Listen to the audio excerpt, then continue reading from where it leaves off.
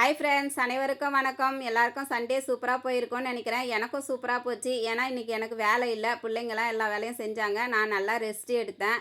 நைட்டுக்கு சன்னாங்கண்ணி தூள் வேணும் அப்படின்னு கேட்டாங்க. சரி, ஓகே, செஞ்சு கொடுக்குறேன் அப்படின்னு சொல்லிட்டு சன்னாங்கண்ணி கொஞ்சம் இருந்தது. அதை எடுத்து நல்லா அழுத்தம் கொடுக்காம கையாலே தேய்ச்சேன்.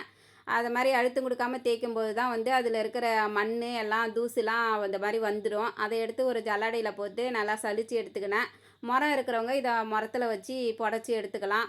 அதுக்கப்புறம் மிதமான தீயில் வாணலில் போட்டு வறுக்கணும். ரொம்ப தீ அதிகமாக போட்டு வறுத்தோம்னா ரொம்ப தீஞ்ச மாதிரி போயிடும். அதனால் மிதமான தீயில் நல்லா வாசனை வர வரைக்கும் வறுத்துக்கிட்டோம்னா நல்லா இருக்கும். அதுக்கப்புறம் இதுக்கு மிளகு போட்டுக்குவோம். மிளகு நான் கொஞ்சம் அதிகமாகவே போடுவேன். ஒரு சிலவங்க மிளகு கம்மியாக போட்டு காஞ்ச மிளகா அதிகமாக போடுவாங்க. நான் காஞ்ச மிளகா கம்மியாக போட்டு மிளகு அதிகமாக போடுவேன். அந்த கவுச்ச வாசனை வரக்கூடாதுன்றதுக்காக கொஞ்சம் கருவேப்பிலை போட்டுக்கினேன்.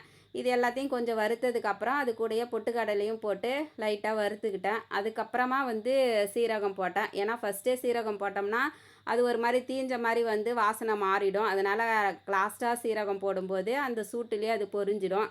அதுக்கப்புறம் இதை எல்லாத்தையும் ஆற வச்சு மிக்ஸி ஜாரில் போட்டு அரைச்சி எடுத்துகிட்டு வந்துட்டேன். உப்பு இதில் ஃபஸ்ட்டே போட மாட்டேன். ஏன்னா சென்னாங்குண்ணியில் உப்பு இருக்குன்றதுனால அதுக்கான உப்பு தேவையான அளவுக்கு பார்த்துக்கிட்டு அதுக்கப்புறமா உப்பு இது கூட கலந்துக்குவேன். அதுக்கப்புறம் எல்லாத்தையும் சேர்த்து கலந்து கொஞ்சம் நேரம் ஆற விட்டு பாட்டிலில் போட்டு சேவ் பண்ணி எடுத்துக்க வச்சுதான் சூப்பரான சென்னாங்குண்ணி தூள் ரெடி. என்னோடய வீடியோ பிடிச்சிருந்தா லைக் பண்ணுங்கள், ஷேர் பண்ணுங்கள், சப்ஸ்கிரைப் பண்ணுங்கள். பாய், குட் நைட்.